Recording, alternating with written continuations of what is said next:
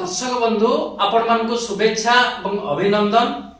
B news पक्षरु जो स्वतंत्र कार्यक्रम किए कहूची सत घटना चक्र रे आज आमे आसी पहुंचुचु केन्दुझर जिल्लार जो तेलकोई निर्वाचन मंडली अछि एवं तेलकोई ब्लॉक रो जो सलेई केना ग्राम पंचायत अछि से ग्राम पंचायत रे आज आमे आसी पहुंचीचु।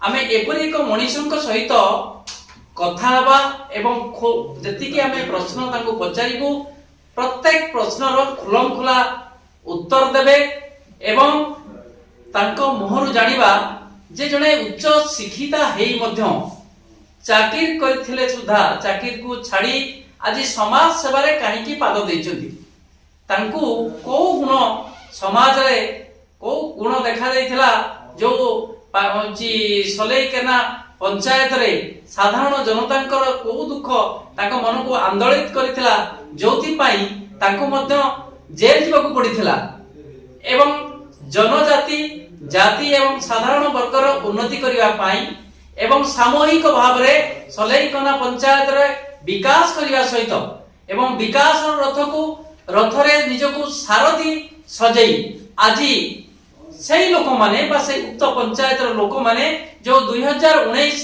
गला पंचायत राज निर्वाचन से निर्वाचन रे जदि बा पंचायत रे पुरुष पाई संरक्षित अनरिजर्व थिला से क्षेत्र रे जणे महिला को चयन करिसंती ए कथाटा सबुठु बड़ कथा।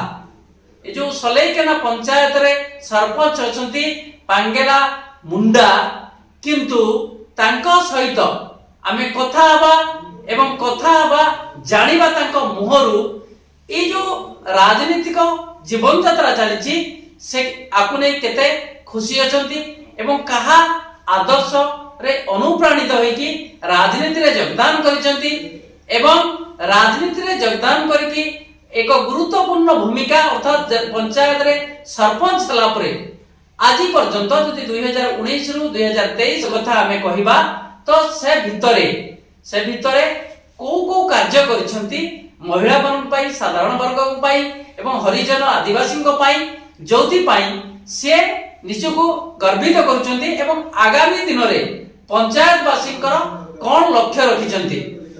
मैडम आपन को बी न्यूज को स्वागत करूची। तो प्रथम प्रश्न आपन को मुहर जानिबा को चाहिबी आपन जने उच्च शिक्षिता काहे की चाकरी छाड़ी की राजनीति मैदान रे आपन योगदान कले। मो नाम होची पांगेला मुंडा सलेईकेना पंचायत रे सरपंच निहाती मु +3 करिची आ झारखंड रु अछि ओडिसा रो हमर केंझर डिस्ट्रिक्ट रो तेलकुई ब्लॉक सलेईकेना रो बहु तो से अनुसार मु फास्ट राजनीति को आसीची जेहेतु तार पूर्व भी मु स्टार्ट करिथिली सेटारे सेकंड पोजीशन रे रहिथिली मु सेते बडू देखिली जे हम सलेईकेना पंचायत रो लोक एमिति माने बहुत गरीब लोक अछंती सेटा भी हम एसटी कैटेगरी रो बहुत एमिति अछंती जो माने कि माने सुविधा पाइबा लोक भी टिके पाई पारु नाहंती कहा पाकू जाई कि टिके कथा कहि पारु नाहंती जेहेतु एडा गुटे माने बहुत जंगल भीतर एरिया तो प्राय लोक एते उड़िया रे भी भलो कथा कहि पारंतीनी तो मु चाहिली जे निज लोकन को निज परिका जदी कथा हेई कि तांको सुविधा असुविधा हमें बुझीबा ताहले तो भलो हो सेठु मु स्टार्ट करली तो जेतु सेतेबेडे मोर हेई पारलानी तार पूर्वरु एबे मु सरपंच हेसी मु बहुत खुशी जे मु मो पंचायत रो लोकंकर माने काम करि परिबी सहयोग करि परिबी मेन ये तो इया जे मोर मुंडा संप्रदाय रो जेतिकी भी लोक अछंते मु जेते बेडी भी जाय तांको पाखु मु मो भाषा रे तांको भाषा रे कथा हुए से माने बहुत खुशी होंती कि जो कथाडा जाय कि से माने कहि पारंती नि अलगा लोकंको पाखु सेही कथा गुडा मते कुहंती आ प्राय तो आमे लोकंकर काम करि परिबा बस कहारो भत्ता टिके हेई पारलानी कि किए टिके चाउडो पाई पारुनी कोन केमिति तांको टिके सहयोग करबारा। तो जणे पहाड़ घेरा ब्लॉक रे एको प्रकार कहले जंगल ब्लॉक रे आदिवासी बा मुंडा संप्रदाय रो जणे जी महिलाटे बा झियोटे कि बहुटे राजनीति रे पाद थापिया पाई आपन को प्रेरणा बा पछरु कि आपन को सहयोग करू ସେମିତି ପ୍ରେରଣା ତ ମୋ ସଲେଇକିନା ପଞ୍ଚାୟତର ବାସିନ୍ଦା ହିଁ କରିଛନ୍ତି। ପ୍ରାୟ 7-8 ବର୍ଷ ହେଉଛି ମୁଁ ସୋସିଆଲ ୱାର୍କ କରୁଥିଲି ଆଗରୁ। ତ ସମସ୍ତଙ୍କ ସାଙ୍ଗରେ ମୋର ଥିଲା ଲିଙ୍କ ଲୋକଙ୍କ ସହିତ। ସେତେବେଳୁ ହିଁ ମୋର ଇଚ୍ଛାଟା ଗୋଟେ ଥିଲା ଯେ ମୁଁ ଲୋକଙ୍କ ପାଇଁ କିଛି କରିବି। ଆଉ ଗୋଟେ ପାଠ ପଢ଼ିକି ଚାକିରି କରିବାଟା ମାନେ କ'ଣ ମୋତେ ସାଟିସ୍ଫାଇ ଟିକେ ଲାଗିଲାନି। ଆଗରୁ ମୁଁ ମା ଶ୍ରୀ ଅରବିନ୍ଦଙ୍କ ସ୍କୁଲରେ 5 ବର୍ଷ ରହି ଆସିଛି। ତାପରେ ପରେ ମୋର ଟାଟା ଷ୍ଟିଲ୍ ତରଫରୁ ଅଡ଼ିଟ୍ ପାଇଁ ଅଡ଼ିଟ୍ ଅଫିସର ପାଇଁ ଗୋଟେ ମୁଁ ପକେଇଥିଲି, ସେଇଟା ବି ମୋର ହେଇଯାଇଥିଲା। ସେଇଟା ବି ମୁଁ ଆଉ କଲିନି। ମୋର ଇଚ୍ଛା ଥିଲା ଯେ ମୁଁ ସମାଜ ସେବା କରିବି ବୋଲି, ଲୋକଙ୍କର ସେବା କରିବି, ମାନେ କେମିତି ସେବା କରାଯାଏ ମୁଁ ଲୋକଙ୍କୁ ଦେଖେଇବି ବୋଲି। କାହିଁକି ଆମେ ଦେଖୁଛୁ ଗୋଟେ ମାନେ ସମାଜ ସେବା ନାଁକୁ ନେଇକି ବହୁତ କିଛି ଗୋଟେ ଏମିତି ବାହାରୁଛି, ଟିଭିରେ ବାହାରୁଛି, ନ୍ୟୁଜ୍ ଗୁଡ଼ା ଆମେ ସମସ୍ତେ ଦେଖୁଛୁ। କିନ୍ତୁ ମୋର ଇଚ୍ଛା ଥିଲା ଯେ ମୁଁ ଗରିବ ଲୋକଙ୍କୁ କୋଉ ଅସୁବିଧାରୁ ବଞ୍ଚିତ କରିକି ମୁଁ ସୁବିଧା ଦେଖେଇବି ବୋଲି। ସେଥିପାଇଁ ମୋ ପଞ୍ଚାୟତ ଲୋକ ହିଁ ମୋତେ କହିଲେ ଯେ ଆପଣ ଆମ ପାଇଁ ଛିଡ଼ା ହୁଅନ୍ତୁ, କିଛି କରନ୍ତୁ ବୋଲି। ସେଇଥିପାଇଁ ଆମର ଏଥର ଜେନ୍ ସିଟ୍ ଥିଲା ଆମ ପଞ୍ଚାୟତରେ। ଜେନ୍ ସିଟ୍ ଥାଇକି ବି ପବ୍ଲିକ ମାନଙ୍କର ଏତେ ସପୋର୍ଟ ଥିଲା ମୋ ଉପରେ, ଏତେ ଭଲ ପାଇବା ଥିଲା ଯେ ସମସ୍ତେ କହିଲେ ଯେ ମ୍ୟାଡାମ ଯଦି ସରପଞ୍ଚ ହେବେ ତାହେଲେ ଆପଣ ହିଁ ହେବେ, ଆମେ ଆପଣଙ୍କୁ ହିଁ ବାଛୁଛୁ ବୋଲି। ଆଉ ଗୋଟେ ମୋ ମନରେ ପ୍ରଶ୍ନ ଉଠୁଛି, ଯେତେବେଳେ ଆପଣ ସମାଜ ସେବା କରିବା ପାଇଁ ପାଦ ଥାପିଲେ, ସେତେବେଳେ ବିଭିନ୍ନ ଅବଷ୍ଟ୍ରାକଲ ହେଇଥିବ, ତା ଭିତରେ ମଧ୍ୟ ଆପଣ ଜେଲ ଯାଇଥିଲେ। ସେ ଜେଲର ରହସ୍ୟ କ'ଣ ଥିଲା ବା କାହିଁକି ଜେଲ ଯାଇଥିଲେ, ସେ ନେଇ ଦର୍ଶକ ଟିକେ କୁହନ୍ତୁ। ସେଟା ଆମର 2017-18 ମସିହାର କଥା। ତ ସେତେବେଳେ ଟିକେ ମାନେ ଆମର ଯୋଉ ପିଡିଏସ୍ ଚାଉଳ ପାଇଁ ଟିକେ ହେରଫେର ହେଇଥିଲା। ତ ଆମ ପଞ୍ଚାୟତରେ 5,500 ଲୋକଙ୍କର ମାନେ କିଛି ପାଇନଥିଲେ ଚାଉଳ। ତ କମ୍ପ୍ଲେନ୍ ହେଲା, ସେଟାକୁ ନେଇକି 5,500 ଲୋକଙ୍କର ଲିଡରସିପ୍ ନେଇଥିଲି। ସେଇଟାରେ ମୋତେ ବହୁତ ପିଲା ବି ମୋତେ ସପୋର୍ଟ କରିଥିଲେ। ମୋ ପଞ୍ଚାୟତରେ ଯେତିକି ବି ଏଜୁକେଟେଡ୍ ପିଲା ଗୁଡ଼ା ଅଛନ୍ତି ସବୁ ସପୋର୍ଟ କରିଥିଲେ। ସେଇଟାକୁ ନେଇକି ଆମେ ବ୍ଲକ ହଉ କି ଥାନା ହଉ ସବୁ ଘେରାଉ କରିଥିଲୁ। ସମସ୍ତେ ମାନିଥିଲେ ବି କି ହଁ ଚାଉଳ ଦିଆ ହେଇନି।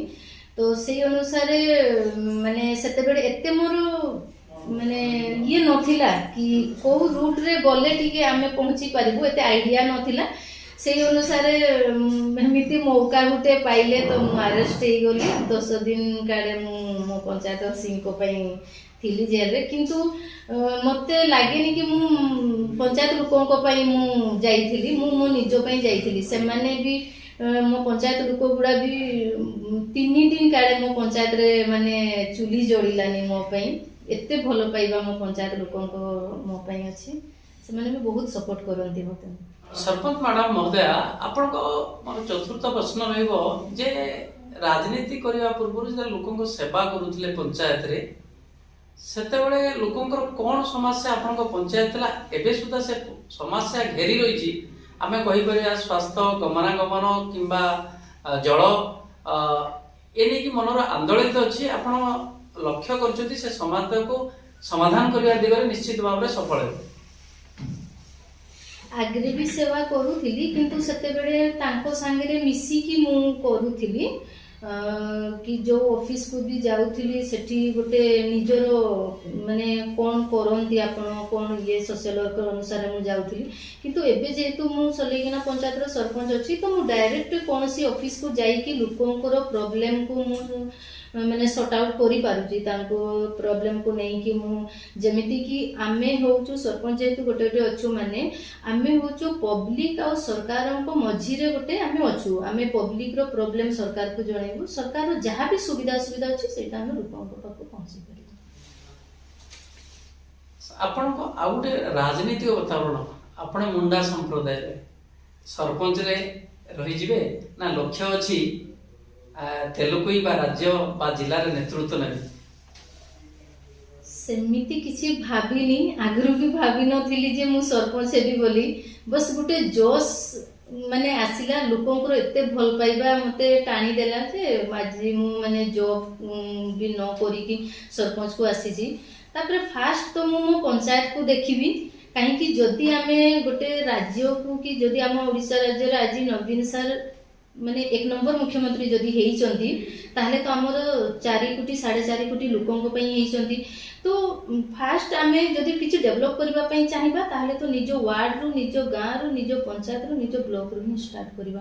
ତ ମୁଁ ଚାହିଁବି ଯଦି ମାନେ ଲୋକଙ୍କ ପାଇଁ ମୁଁ କାମ କରିପାରୁଛି ତାହେଲେ ତ ନିହାତି ଭାବରେ ମୁଁ ଏଇ ସରପଞ୍ଚ ରହିବା ଭିତରେ ନିହାତି କିଛି ନା କିଛି ଗୋଟେ ନୂଆ ଏମିତି କରିକି ଦେଖେଇବି। ହେଇପାରେ ତ ନେକ୍ସଟ ମୁଁ ନ ହୁଏ କିନ୍ତୁ ଲୋକ ମନେ ପକେଇବେ ଯେ ପାଙ୍ଗେଲା ମୁଣ୍ଡା ବୋଲି ଜଣେ ସରପଞ୍ଚ ଥିଲେ ଏଇ କାମ କରିକି ଦେଖେଇଛନ୍ତି ବୋଲି। ମ୍ୟାଡାମ ଆପଣଙ୍କ ମୁହଁରୁ ମୁଁ ଜାଣିବାକୁ ଚାହିଁବି, ଆପଣଙ୍କୁ ଟିକେ ମନେ ପକେଇ ଦେବାକୁ ଚାହିଁବି, ମାନ୍ୟବର ମୁଖ୍ୟମନ୍ତ୍ରୀ ଓଡ଼ିଶାର ମୌଡ଼ମଣି ଯିଏ 5ମ ଥର ମୁଖ୍ୟମନ୍ତ୍ରୀ ପଦରେ ବସିଛନ୍ତି। ଆପଣ ରାଜ୍ୟରେ ପରିବହନ ମନ୍ତ୍ରୀ କଥା ଚିନ୍ତା କରିବା, ଟୁକୁନି ସାହୁ କଥା କି ଆସିକାର ସାଂସଦ କଥା ଚିନ୍ତା କରିବା, ଗୋଟେ ଅପୂର୍ବ ଲୋକଙ୍କୁ ଆଣିକି ପଦରେ ବସୁଛନ୍ତି ଯୋଉଟା କି ସମାଜରେ ସାରା ଭାରତ ବର୍ଷକୁ ଦିଗ୍ଦର୍ଶନ ଦଉଛନ୍ତି।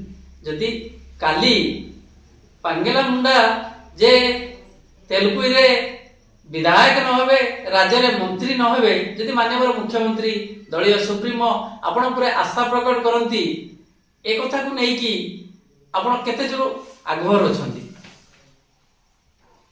ଆଶା ତ ନାହିଁ ମୋର ସେଇଗୁଡ଼ା, ସେମିତି କିଛି ନାହିଁ। ବସ୍ ଗୋଟେ ଇଏ ଅଛି, ମୋର ଏମ୍ ଅଛି ଯେ ସମାଜ ସେବା କରିବି, ଲୋକଙ୍କର ସେବା କରିବି।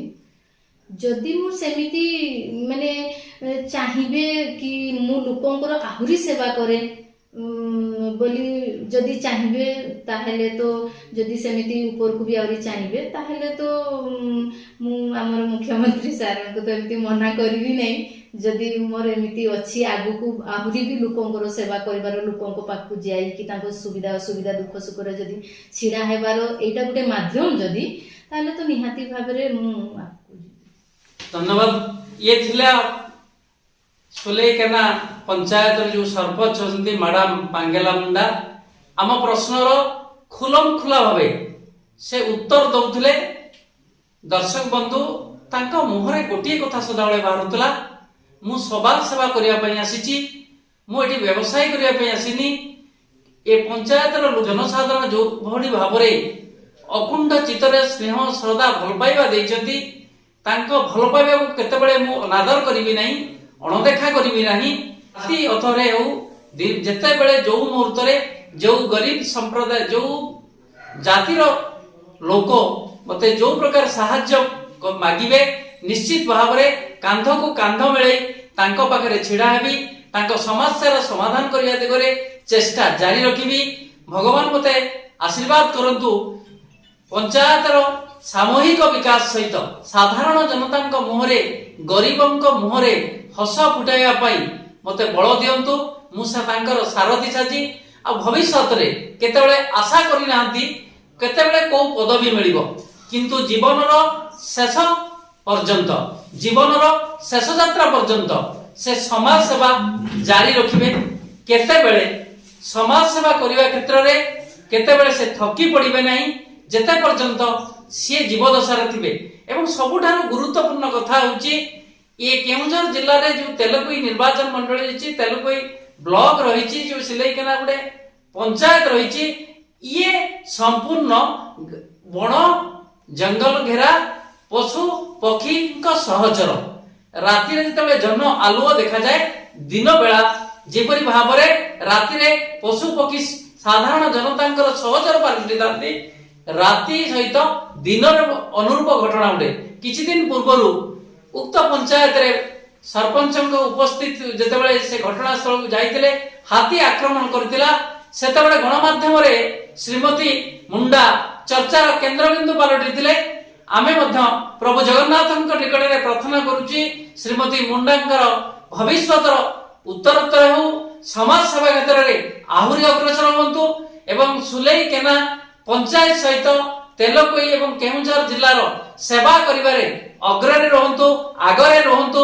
ନିଶ୍ଚିତ ଭାବରେ ତାଙ୍କ ଚଲାପଥ ପ୍ରଭୁ ଜଗନ୍ନାଥ କୁସୁମିତ କରନ୍ତୁ, ଏହା ହିଁ କାମନା। ତା ସହିତ ଦର୍ଶକ ବନ୍ଧୁ, ଆମେ ପରିକ୍ରମାରେ ଆଜି ଆପଣଙ୍କୁ ସୁଲେଇକେନା ପଞ୍ଚାୟତର ସରପଞ୍ଚ ସହିତ ସିଧାସଳଖ କଥା କରୁଥିଲୁ। ଆଗାମୀ ଦିନରେ ଓଡ଼ିଶାର କୋଣ ଅନୁକୋଣରେ ଘଟୁଥିବା ସମ୍ବେଦନଶୀଳ ଘଟଣା ଗୁଡ଼ିକୁ ନେଇ आमे उपस्थापना करिबु आपण मानक सम्मुखरे गणमाध्यमर प्रतिनिधि हिसाब रे समस्या को उपस्थापना करिबा ये होची हमर कर्तव्य विचार करिवे आपण माने पुणी देखा हबो आगामी अध्याय आजि पई एतिकी उपस्थापक खगेंद्र नायकଙ୍କ सहित लोकनाथ दळे एवं भोळेश्वर पात्र बी न्यूज सुलेकेना ग्राम पंचायत रु ए तथ्य आमे उपस्थापना करूछु दर्शक बंधु निश्चित भाव रे आमे प्रार्थना करूछि आपणक पथ कुसुमित हेउ।